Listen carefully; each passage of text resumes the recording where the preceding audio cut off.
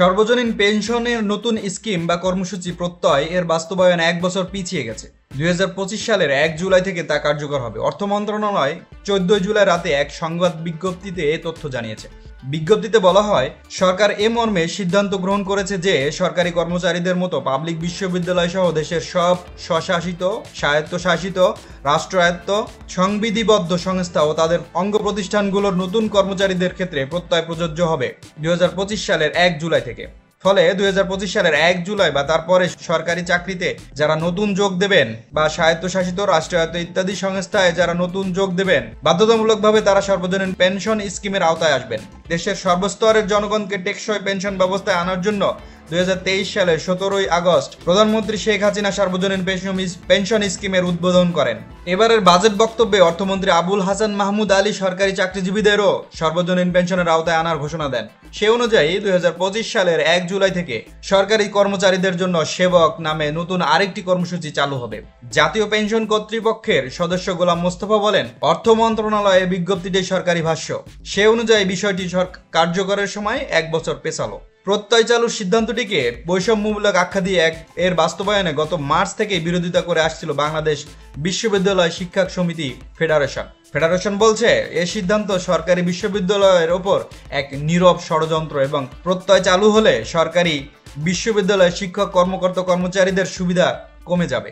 1 জুলাই থেকে শিক্ষকেরা সর্বাত্মক কর্মবিরতি পালন করায় 2 সপ্তাহ ধরে বিশ্ববিদ্যালয়গুলোতে ক্লাস, পরীক্ষা ও দাপ্তরিক কাজ সব বন্ধ। সর্বজনীন পেনশনের প্রত্যয় কর্মসূচি নিয়ে গত 13 জুলাই শনিবার আওয়ামী লীগ সভাপতির ধানমন্ডির রাজনৈতিক কার্যালয়ে বিশ্ববিদ্যালয়ের শিক্ষক নেতাদের সঙ্গে বৈঠক করেন আওয়ামী লীগের সাধারণ সম্পাদক ওবায়দুল কাদের সহ অন্য নেতারা। বৈঠক শেষে কাদের সাংবাদিকদের বলেন, সর্বজনীন পেনশন কর্মসূচির আওতায় সরকারি স্বায়ত্তশাসিত সব প্রতিষ্ঠান অন্তর্ভুক্ত হবে 2025 সালের 1 জুলাই।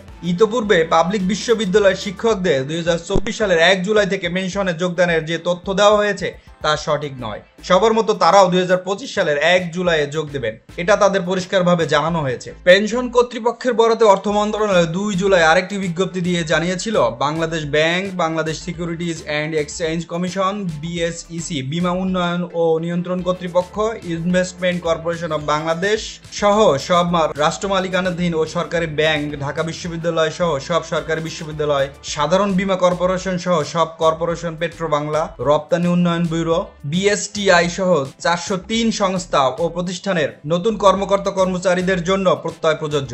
এও জানানো হয়েছিল 403টির মধ্যে 90টি প্রতিষ্ঠানে শুধু পেনশন ব্যবস্থা কার্যকর রয়েছে। 4টি আলাদা কর্মসূচি স্কিম নিয়ে সর্বজনীন পেনশন ব্যবস্থার যাত্রা শুরু হয়। এগুলো হচ্ছে প্রগতি, সুরক্ষা, প্রবাস ও সমতা।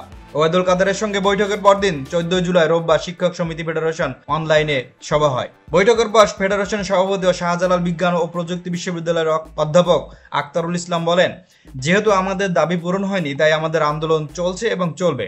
তবে গতকালের বৈঠকে আমাদের লিখিত বক্তব্য গ্রহণ করা হয়েছে এবং বলা হয়েছে প্রধানমন্ত্রীর কাছে উপস্থাপন করা হবে।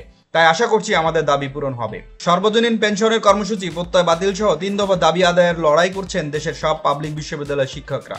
বাকি দুটি হচ্ছে সুপার গ্রেডে বিশ্ববিদ্যালয় শিক্ষকদের অন্তর্ভুক্তি এবং শিক্ষকদের জন্য স্বতন্ত্র বেতন কাঠামো।